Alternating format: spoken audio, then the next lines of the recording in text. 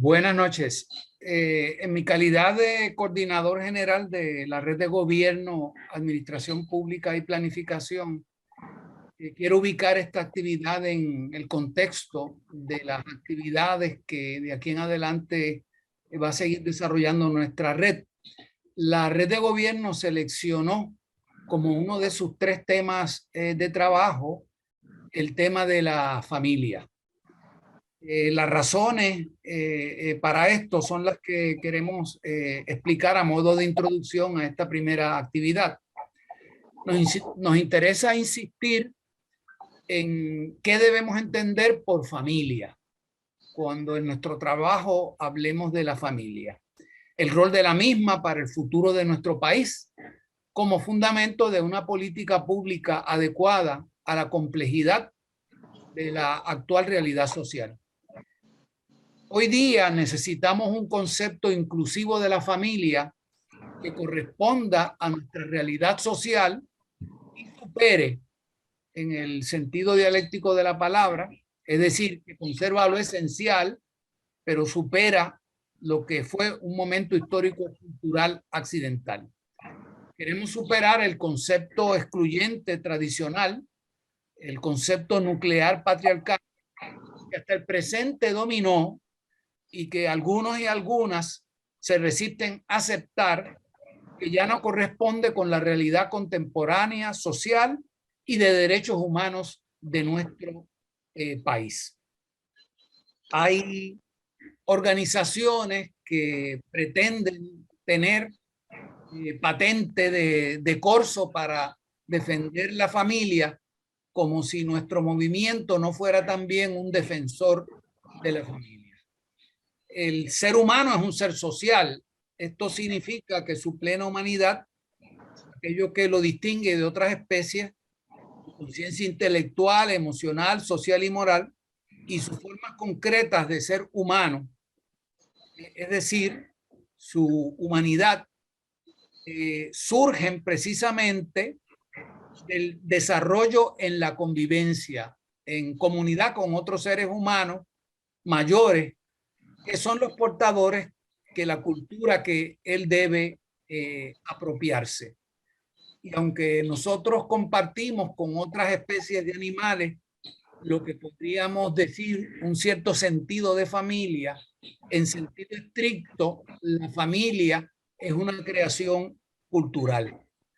Desde esta perspectiva, la familia es en lo esencial un espacio social de relaciones de cuidado, en las cuales personas a un nivel más alto de desarrollo humano asumen como acto de amor y deber el apoyar el desarrollo de otras personas en un grado menor de este.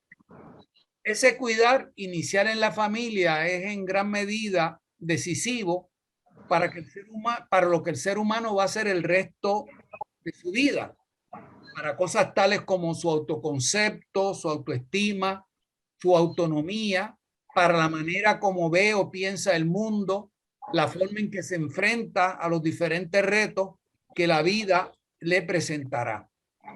Por cuidar entonces, considero que debemos entender el ayudar a otro ser humano en su desarrollo humano pleno, viendo a la otra persona, como dice un autor que utilizamos aquí de referencia, como una extensión de uno mismo y a la vez como algo separado de uno que uno respeta en su propio derecho. En ese cuidar experimentamos al otro ser humano como teniendo un potencial y una necesidad de crecimiento, como una promesa que yo debo ayudar a que se cumpla. No se trata de experimentar la necesidad del otro o la otra que tiene de mí como una relación que me da poder de dominio sobre él o sobre ella, sino como algo que se me ha confiado. Y para yo poder cuidar de ese otro o otra ser, debo entender y atender sus necesidades, y las buenas intenciones no garantizan eso. Para cuidar de alguien debo saber muchas cosas. Debo educarme en lo que significa el cuidar del otro. Por ejemplo, debo saber quién es el otro, cuáles son sus fuerzas y limitaciones, sus necesidades, qué puede conducirlo o conducirla al desarrollo. Debo saber también cómo responder a sus necesidades y cuáles son mis poderes y limitaciones para ello que requieren mi apoyo. Pero también cómo yo debo también superarme para desarrollar ese cuidado. Como puede inferirse de mis palabras, el cuidar es tanto una relación afectiva como ética, pedagógica y política, porque estoy ejerciendo poder sobre otro ser humano para ir desarrollando su futura personalidad. Para lo cual, sobre todo en la sociedad tan compleja en que vivimos, es necesario para entenderse y atender las necesidades de desarrollo que tienen los seres humanos de los que vamos a cuidar en algún momento de nuestras vidas. Así como para entender nuestras propias limitaciones de desarrollo para poder asumir ese tipo de tareas. Yo comencé a trabajar con este concepto desde bien temprano en mis años de profesor universitario con mis estudiantes. Me sorprendía el creer, el ver que para muchos de ellos la paternidad o la maternidad era algo innato que se iba a despertar en el momento apropiado y para lo cual no había que prepararse. Desde esta perspectiva de la familia como, como una relación de cuidar de otros u otras, podemos obtener entonces un concepto inclusivo que nos permite superar el modelo nuclear patriarcal que ciertos fundamentalismos se empeñan en imponernos.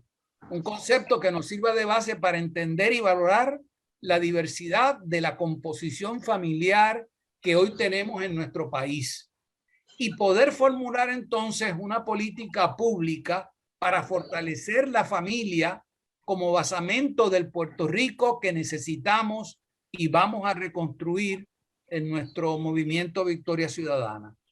Lo que debe preocuparnos es que haya familias cuya composición, ya sean hijos o hijas a cargo de un hombre o una mujer, de jóvenes o viejos, de una pareja de hombre y mujer, de dos mujeres o de dos hombres, es que estén preparados y tengan las condiciones para cuidar de estos menores que tendrán a su cargo.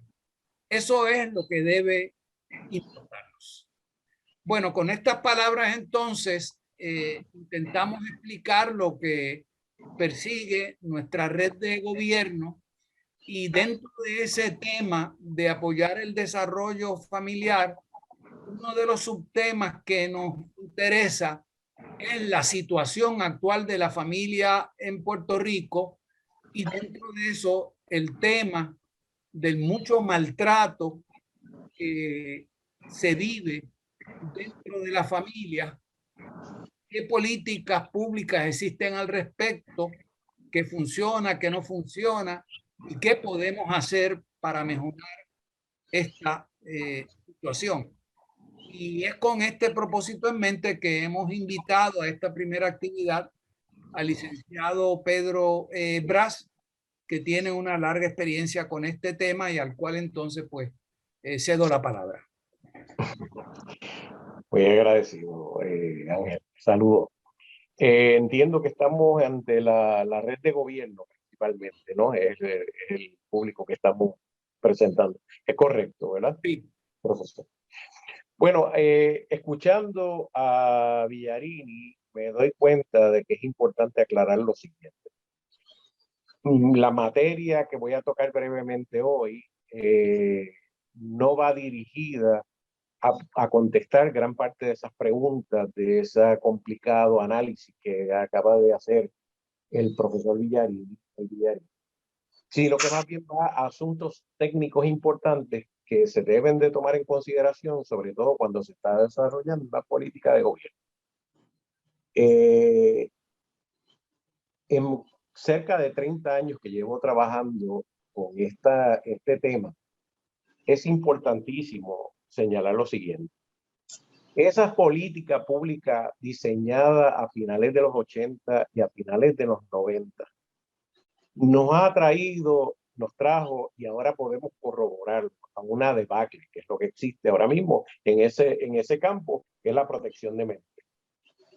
¿Por qué? Porque se hizo un énfasis muy fuerte en tratar de atender asuntos procesales de la manera, con el énfasis principal de castigo, de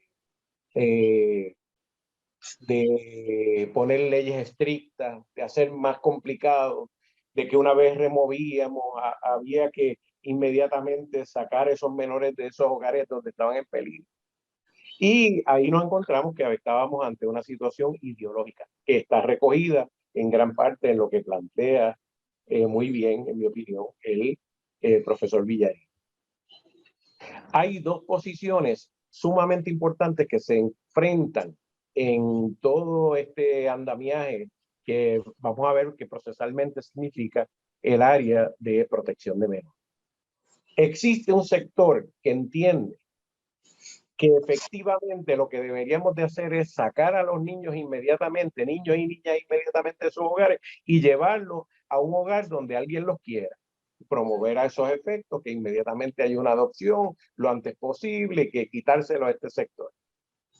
Ideológicamente hay otro sector que piensa y se siente comprometido que lo que la sociedad necesita es que nos enfoquemos en contribuir con ese núcleo familiar que es extendido, ¿verdad? Y que va dirigido a, en ocasiones, participar y apoyar a un grupo mucho más amplio socialmente que la unidad tradicional de la familia. ¿Qué quiere decir esto? Que la idea era, que se enfrentaba era, por un lado, promover, como decía, sacar estos niños inmediatamente, niños y niñas, y ponerlos en una adopción rápido en hogares que los quisieran, o rehabilitar en ocasiones una familia, o mucho más profundo, rehabilitar una comunidad. Esa experiencia de los años 80, finales de los 80 y los 90, nos ha traído a tener la población más grande penal que ha tenido Puerto Rico. A tener una situación donde ya la policía no es suficiente, donde ya la fuerza coercitiva del Estado no responde, no resuelve. No hay posibilidad de más armas, no hay posibilidad de más policía, no hay posibilidad de medidas más estrictas. Ya llega un momento que no tiene sentido lo que estábamos haciendo, y las consecuencias de eso las ha vivido toda la sociedad. Es una sociedad donde cada día las leyes son más estrictas, y eso no hace ninguna diferencia en cómo va aumentando y aumentando los problemas sociales que tiene Puerto Rico. A base de lo ocurrido durante de esa experiencia de los años 90, del 2000, finalmente en el 2018 se unen varios desarrollos constitucionales que se habían dado para crear lo que se reconoce ahora como el Family First, que es una ley federal del 2018, que está enfocada en lo que no hemos tratado hasta ahora, y debió haber sido siempre lo que dirigía a los departamentos de la familia y principalmente al Estado, que es el que tiene esa responsabilidad. Así que el Family First lo que dice es: el desarrollo constitucional que hemos tenido nos lleva solamente a reconocer un punto. Tenemos que hacer la prioridad, el enfoque en prevenir. De lo contrario, no hay forma de que ganemos esa batalla. Lo único que hemos logrado son mayor criminalidad, más abuso, destruir más niños y niñas, destruir familias en la totalidad. Y esa es la única consecuencia de esa mano dura de tantos años, ¿no? Y en total, al final de cuentas, tampoco fue mano dura porque nunca hubo los recursos para atenderlo adecuadamente. En ese sentido, se logra finalmente un acuerdo bipartita a nivel de los Estados Unidos que recoge lo que ya se había desarrollado muy bien en otros países, que es, es priorizar, es identificar y atender estos asuntos desde la perspectiva de prevención, mucho más que la idea de castigo y de corrección. Así que todo este enfoque es el que ahora mismo está dominando las discusiones de los movimientos políticos, sociales, no solamente en los Estados Unidos, sino en el mundo entero. Dentro de esos aspectos, la idea es que una red como la que ustedes han ido construyendo tome estos asuntos como prioridad a la hora de atenderlos desde la perspectiva procesal. De ninguna manera, con mi conocimiento, a pesar de los años que llevo trabajando esta área, aspiro a poder contestar preguntas del campo de trabajo social, que cada día admiro más, de la sociología en el enfoque macro, como debe de, y de la creación de la política pública. Yo sí me siento convencido de que el único enfoque que va a traer algún tipo de solución es que Puerto Rico esté involucrado en atender como prioridad la prevención. Muchos aspectos de prevención los puede tomar el Estado. Fíjense que el Estado, en su poder del parens patria, tiene una cantidad de posibilidades infinitas para tomar iniciativas que vayan atendiendo asuntos de prevención. Se ve en la educación, en el enfoque del arte, del uso del arte. En muchos países ha sido una de las prioridades involucrar a esos niños y niñas a temprana edad en asuntos de arte, deporte, formación en su pensamiento, formación en su conocimiento de la historia. Todo ese tipo de asuntos obviamente es un aspecto que domina mucho más que yo, gente como la introducción que ha hecho el profesor Ángel Villar. Lo que sí es importante entender es que Puerto Rico está muy lejos de utilizar los procedimientos, tanto en tribunales como en las agencias de gobierno, para atender la prevención como prioridad.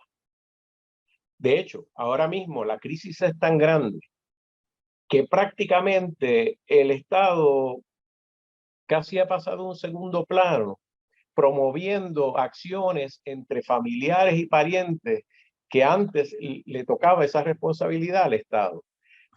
Es, por ejemplo, si lo han visto, las enmiendas que se hicieron en lo que se ha añadido en lo que se llaman las órdenes de protección. Las órdenes de protección tienen un peligro en el sentido de que ante el Estado, ante las posiciones del Estado, hay muchas defensas que se pueden levantar. Pero ante la posición que toman partes y ponen a partes a litigar entre ellos, es muy difícil determinar cuáles son los aspectos que constitucionalmente detienen al Estado.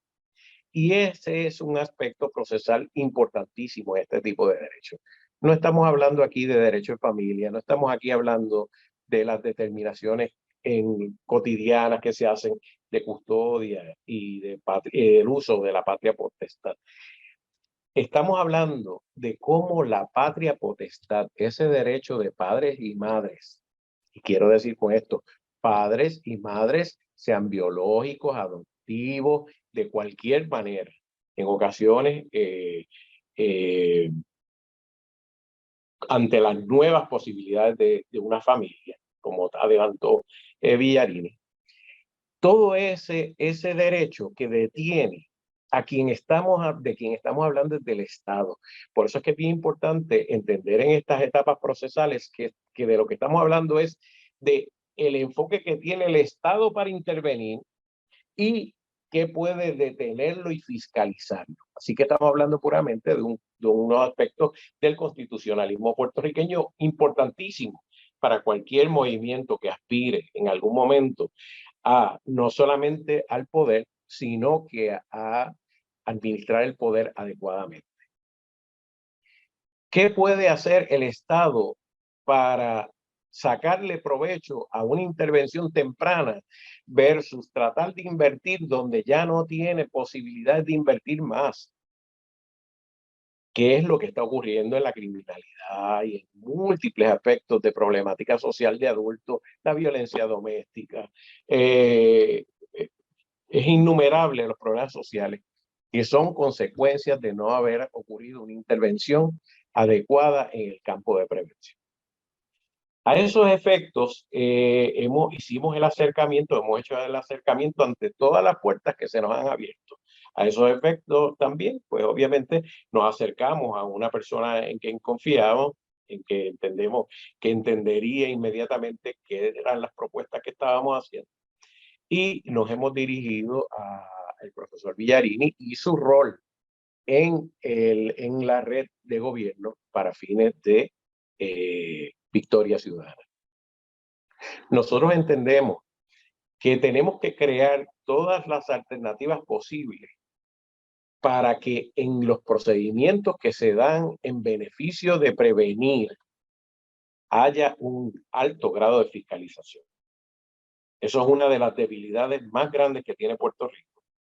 La hemos discutido en la Comisión de Asuntos que atiende los asuntos de familia en la Cámara de Representantes. La comisión de la representante Lizy Burgos tiene ante sí unas enmiendas que se están trabajando y hay representación en esa comisión de la honorable Mariana Nogal, con quien hemos tenido estas conversaciones y estamos promoviendo que por lo menos la gente sepa de lo que estamos hablando. Había brevemente adelantado el camino para explicar una de las debilidades grandes que tiene Puerto Rico como jurisdicción. Puerto Rico no tiene una fiscalización adecuada de los procedimientos. Fíjense que todo lo que tiene que ver con procedimientos de asuntos de menores, lo que la ley establece, lo único que la ley ha establecido, va dirigido a asuntos procesales altamente confidenciales y donde además existe un problema adicional que se viene planteando desde los años 90. El Estado está representado por un lado con una delegación especial que es el Departamento de Justicia. El Estado está siendo representado por el Departamento de la Familia. El Departamento de la Familia no tiene poder de representar al Estado, tiene que haber una delegación específica como ha ocurrido. Y a esos efectos, el Departamento de la Justicia cede ese poder para representar al Estado y permite a familia comparecer. Al otro lado está un poder importantísimo desde la perspectiva constitucional, que eso es para fines del desarrollo constitucional de los Estados Unidos, son los parental rights. Para fines de Puerto Rico, en la tradición todavía quizás más fuerte de la patria potestad. En ese medio de esa gran batalla constitucional en la que no siempre gana un lado, y eso lo podemos ver en homeschooling, eso lo podemos ver en las vacunas, las batallas de si podemos obligar a un niño o una niña a ir a la escuela, si la podemos obligar a decidir, a tomar decisiones. Esa batalla no siempre la gana el mismo bando desde la perspectiva constitucional. Lo que está en el desamparo total en Puerto Rico, entre otros problemas que tenemos, es que esos niños y niñas a la vez también están siendo representados por el Estado. Las personas que están escuchando esta conversación, pues algunos de ellos sabrán que los procedimientos ante los tribunales tienen la representación de los menores adjudicada a los procuradores de familia y menores. Esa oficina de los procuradores de familia y menores le responde al Departamento de Justicia. Ese Departamento de Justicia pues tiene en gran parte sus manos atadas para ejercer todo lo que está enfocándose en el mundo entero que debería de hacerse en cuanto a fiscalización. ¿Ok? De lo que estamos hablando de eso. Es cómo se fiscalizan las determinaciones que se hacen sobre un niño o una niña en un proceso ante el tribunal. El Departamento de Justicia le responde, obviamente, a la misma rama ejecutiva del Estado, igual que lo hace el Departamento de la Familia.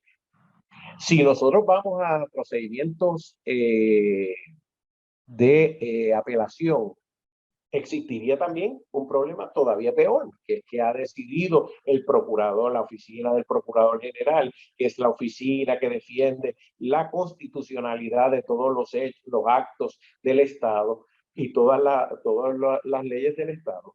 Esa oficina va a representar a los procuradores de familia. Por lo tanto, existe un serio conflicto de interés entre los procuradores representando, procuradores y procuradoras representando a los menores y el Estado, que obviamente son la misma parte. Esa es una de los aspectos que hemos detectado que debería ser prioridad para el desarrollo de lo que va a ser la política pública de Puerto Rico. No es posible que ese conflicto de interés siga ocurriendo en Puerto Rico. El mundo entero lo ha ido resolviendo de otra manera. Y es con una figura de la cual voy a hablar brevemente, es altamente técnico, lo podemos conversar en otro conversatorio con más profundidad, que se llama la figura del guardian ad litem. El guardian ad litem, en ocasiones, en algunas jurisdicciones, es un grupo o una persona que es asignada por el tribunal. En ocasiones hay lugares donde ese guardian ad litem entra porque existe una ley que intencionalmente dice, mira, eso hay que dárselo a estas organizaciones o a estos grupos no gubernamentales. Y el objetivo es que haya fiscalización de lo que ocurre. La realidad es que para el que ha visto estos procedimientos, es altamente frustrante. Lo que ocurre en esos procedimientos es terrible, terrible. En ocasiones, el Departamento de la Familia no tiene los recursos para hacer sus informes. El Departamento de la Familia no hace informes. Pasa en ocasiones que el Departamento de la Familia no sabe dónde está el menor. Esa es la realidad de lo que está pasando. Se hacen referidos todos los días y la unidad, lo que se llama la UIE, que es la Unidad de Investigaciones Especiales, no los puede atender. Tiene que existir un envolvimiento, una forma de intervenir mucho mayor de la comunidad sobre estos procedimientos que van a traer como consecuencia lo que va a estar ocurriendo en el Puerto Rico de los próximos 20 años. Ese es el problema serio de lo que estamos atendiendo y es por eso que hemos hecho todos los acercamientos a todos los grupos posibles para empezar a discutir cómo en realidad nosotros podríamos aprovechar este momento de esa legislación federal, aprovechar este momento en que se han consolidado todo el desarrollo de determinaciones judiciales importantísimas, como son las determinaciones judiciales de nuestro Tribunal Supremo y de otros tribunales, en relación a lo que se llaman los esfuerzos razonables que van dirigidos a reunificar la familia, que van dirigidos a evitar romper familia y que van dirigidos a que si uno entra en una comunidad, tiene que hacer un enfoque mucho mayor en rehabilitar no solamente esa familia, sino toda una comunidad de una perspectiva mucho más amplia, que fuera simplemente atender al núcleo tradicional de la familia que entendíamos probablemente a finales del siglo XIX y principios del XX, que realmente tienen movimientos como es Victoria Ciudadana, como son movimientos por muchos años no gubernamentales, tienen la gran posibilidad de hacer un cambio que de verdad refleje cambios importantes en la sociedad que vamos a vivir en los próximos 20 años, como lo hicieron en los años 90, que son las consecuencias de lo que hemos visto. Experiencias como estas no las tengo que compartir con algunos compañeros y compañeras de la profesión legal, porque han vivido lo que son la comunidad de los confinados. Estuvo el caso de Morales Feliciano, que también a través de su organización pudo detectar todo lo que era una población penal ya incontrolable y que no se puede mantener, que no hay fondos para rehabilitarla adecuadamente, que no hay fondos para atender el problema y que se termina siendo una carga imposible para esta sociedad. No tengo que hablar lo que ha estado ocurriendo en crímenes básicos como es violencia doméstica, como son otros crímenes que obviamente demuestran que está fuera de control. Entonces, a esos efectos, ¿qué ocurre en este momento?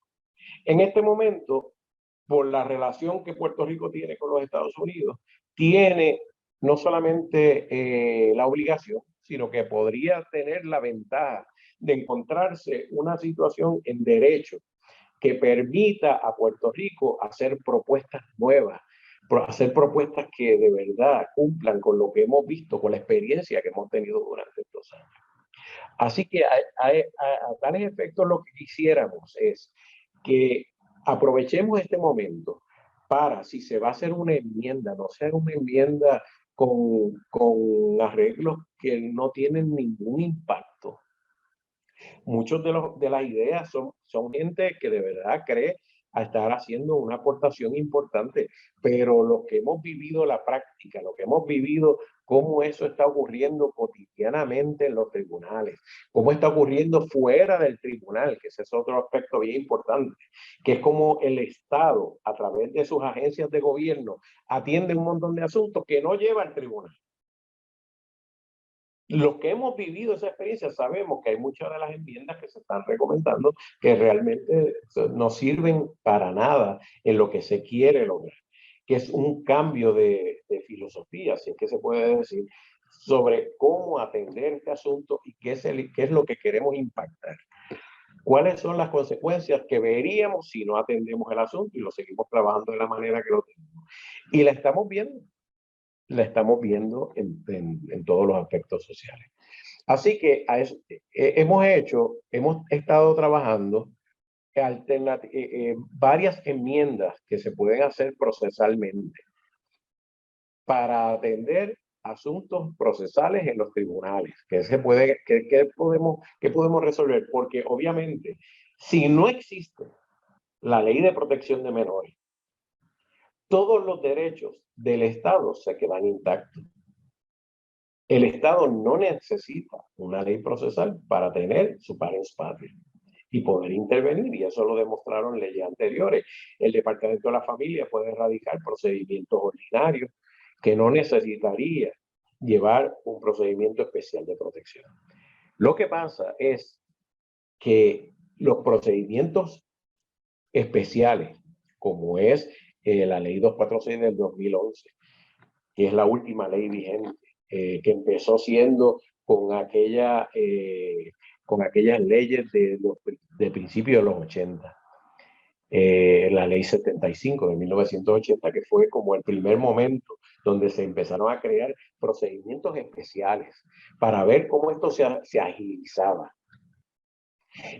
Y ese es lo que quisiéramos ahora hacer, es enfocarnos en todos los análisis que se están haciendo para decir, bueno, vamos a aprovechar la experiencia que tuvimos y vamos a atender lo que de verdad han sido los problemas que nos han llevado hasta aquí. Una población enorme de menores que le dan vida independiente, y vida independiente a la larga significa que muchas veces no saben dónde están, que los saltaron de hogar de crianza en hogar de crianza, destruyéndole la vida, que a lo mejor del maltrato de los que lo querían proteger no se logró nunca. Hubiese sido mucho mejor haber atendido a los menores en su propio hogar, que culminaron en unas adopciones innecesarias, o que se pudieron haber logrado unas adopciones adecuadamente, con mucho más apertura, con mucho más comunicación.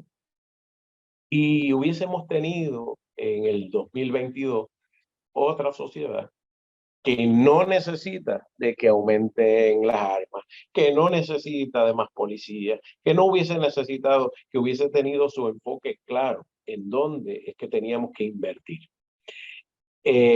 La ley federal permite además de hacer unas exigencias, permite además adquirir fondos adicionales, ¿verdad? Que eso sería una manera de Puerto Rico ser novedoso y decir, ¿cómo yo voy a impactar a un grupo social, a una comunidad, o a un grupo más pequeño social y en ocasiones a una familia? La idea detrás de lo que está tratando de hacer el gobierno federal, que en ocasiones lo hace acertadamente, en ocasiones es prácticamente un desastre también, podríamos enfocarlo en lo que nosotros queremos hacer, que sería, uno tiene un proyecto, uno tiene una comunidad que impacta. Si los casos en esa comunidad disminuyen, en los años 90 era razón para quitarle fondos porque no había tanto caso. ¿Ves? Entonces, ¿qué pasaba? Que lo que estábamos era castigando que esas organizaciones y esa aportación que se le daba al Estado, ayuda al Estado, en ocasiones no gubernamentales, de apoyo no gubernamental, lo que estaba haciendo era efectivo, ¿verdad? Entonces, ¿qué pasa? Que el enfoque tradicional, pues no sirvió, no funcionó. Lo único que hicimos fue que le quitamos fondos a los que funcionaban y seguimos invirtiendo fondos en aquellas zonas y regiones que no funcionaban. Porque esa base de números que se invertía y aumentaba el maltrato, invertíamos más, un error. Una de las posiciones que Puerto Rico tiene que tener, una vez encuentre cómo fiscalizar adecuadamente, que sería el primer punto. El segundo punto sería cómo podemos hacer una mejor inversión de los proyectos y las regiones que están siendo exitosas. Así, Puerto Rico podría tener con claridad una determinación ya programada de cómo es que va alcanzando objetivos y pueda medir adecuadamente la prevención.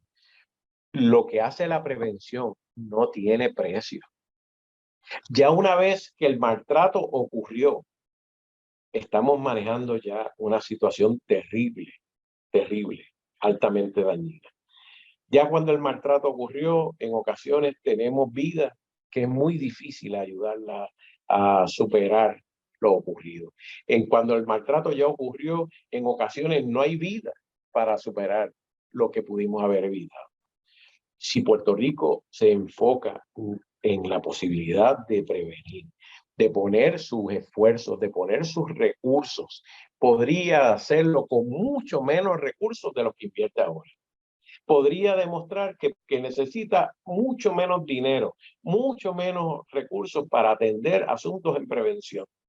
Y demostraríamos también que no hay la necesidad de seguir exagerando unos presupuestos, cuando en realidad lo que estamos haciendo es justificando otras cosas que pues ya ustedes habrá aquí especialistas en ese campo para demostrar cómo hay el que vende las armas, el que vende los chalecos contra balas, el que vende un equipo en la escuela que quizás no lo necesitaban, el que quiere traer muchos más trabajadores sociales en áreas donde probablemente lo que hacía falta es que tuvieran prueba pericial de verdad, que el departamento en muchas ocasiones no tiene. Está sentando a testificar gente que no está preparada para hacer una recomendación pericial a un tribunal, para hacer una recomendación de expertos a ese tribunal. Así que, utilizando estos dos enfoques, creo que podríamos dar un paso gigante en la dirección que Puerto Rico coincidimos, prácticamente la mayoría de los que hemos trabajado en este campo, que se debe de atender. Como les dije, en primer lugar, atender con prioridad la fiscalización. Y en segundo lugar, atender el enfoque de prevención, el dinero en prevención, los recursos en prevención. Mucho más que estar inventando para daños ya ocurridos, hacer creer como que se pueden corregir sin atender la base de todos los